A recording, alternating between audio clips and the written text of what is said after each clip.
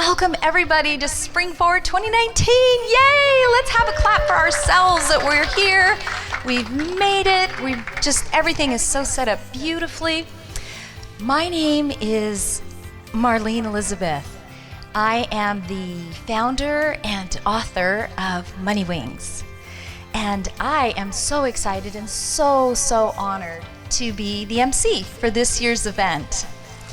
So I know that one of the things I just love about Rebecca's events, this is my third one that I've attended, and I'm a mom to an 11-year-old little girl, so my days are filled a lot with other little 11-year-olds. So it's really nice to be among adult company, especially part of my tribe of fellow authors and speakers and leaders, influencers, all the amazing people that you are in this room. So thank you.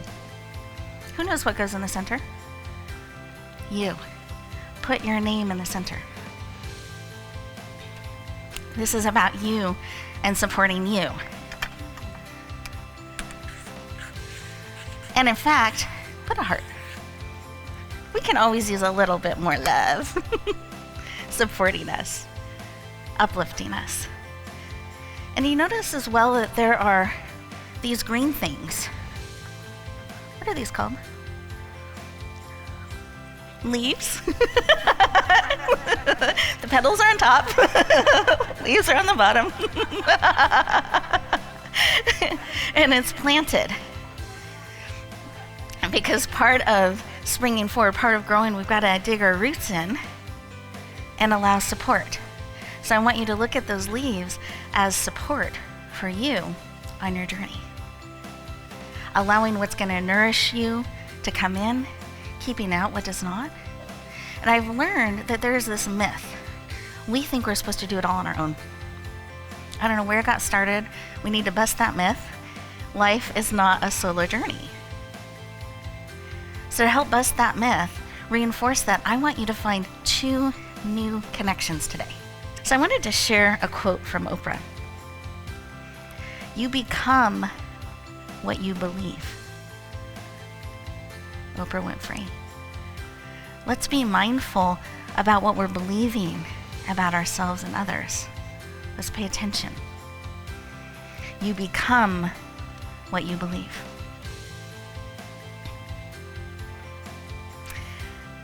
I had a show this last week. Dr. Nancy, you were on the show with me. We were talking about love, because February, month of love. And we were talking about feminine power and stepping into that. And we were looking at how do we do that and keep that forward momentum going. So it was a very full show. And one of our guests, Christine Agro, shared an interesting concept I wanted us to think about today.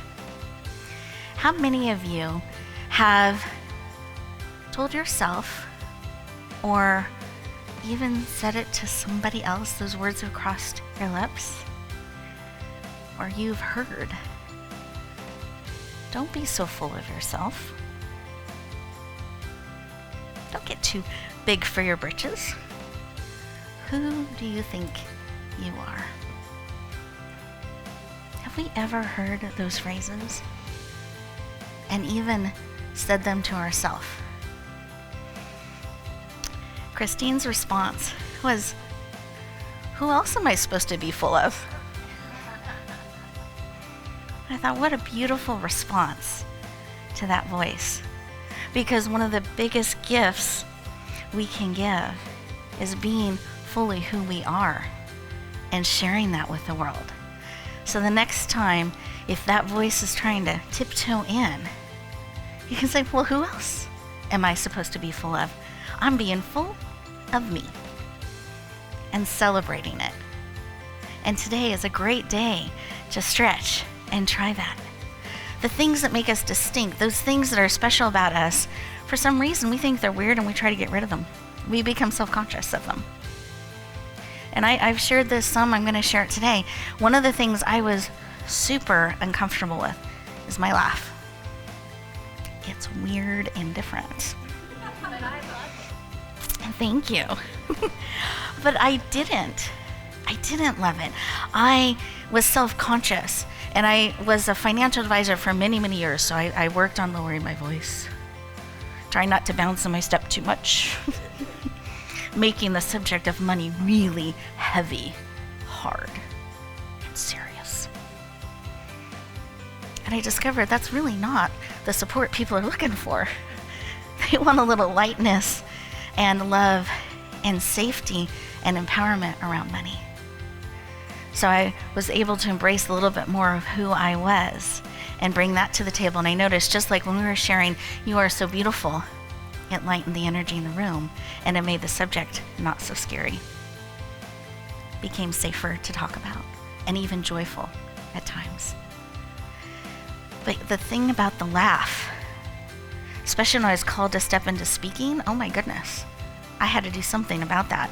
So I hired a really expensive coach for me. It was a big investment. I actually had to travel down to Burbank several times, Southern California, to get support and go into the studio. And this person had worked with Drew Barrymore, Maroon 5. So I mean, I knew they knew their stuff. But Rebecca Hall Gruyter, I like lists. Big investment.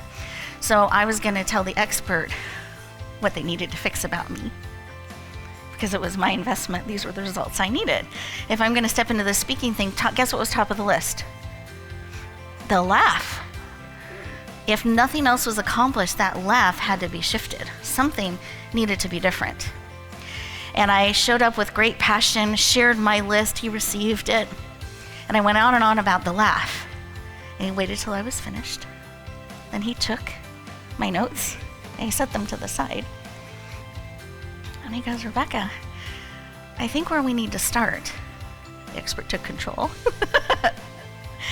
He heard, but then he knew what I needed, not what I thought I needed. He goes, "You have a misunderstanding around what an asset and a liability are." He used financial terms, using some language, right? I understood. Of course I know what assets and liabilities are. He goes, "Rebecca, when you have something about you that's different, that stands out, that carries across the room, that's distinctive, that people associate with you, draws them in, they remember it about you, they lean and smile, that's an asset. Do more of that, not less. That's not the thing you put at the top of the list to get rid of." I thought, oh, because you should be doing more of that. The things you work on are the things that interfere with your message, that they can't hear your voice and all the noise out there. Those are the things to work on.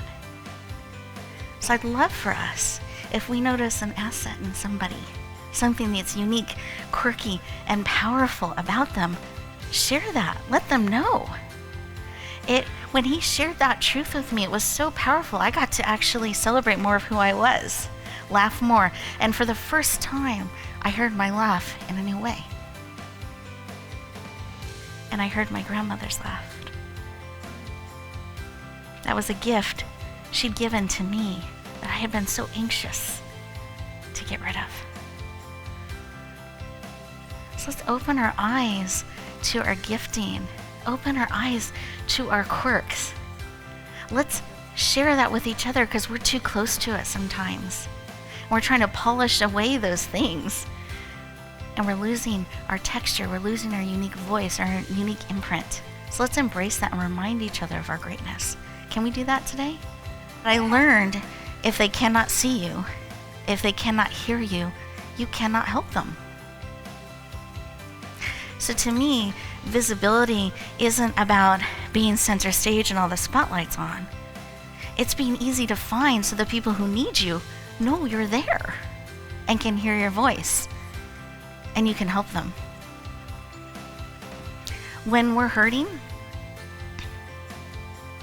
because we all have times that we hurt, that we struggle, that we are just cut to the quick. Life is now no longer the same. When we have those moments, all we can do is breathe. Okay. Can I take another breath? Okay. All those voices, all the people that are caring become, like in Snoopy and Charles Brown, but we can't hear them. It's like this fog. And it feels so far and remote from where we are because we're trying to breathe. It's like darkness comes around us. And the only thing I know that can cut through darkness is light. And I believe we need to be willing to be that light, to shine so brightly that we cut through that dark and they can actually see our hand outstretched, see the safe path. To me, that's what visibility is. That's why you hear me using the phrase a lot, shine. That's what I mean. And shining, sharing your gifts out in a way that you're easy to find, especially in those moments.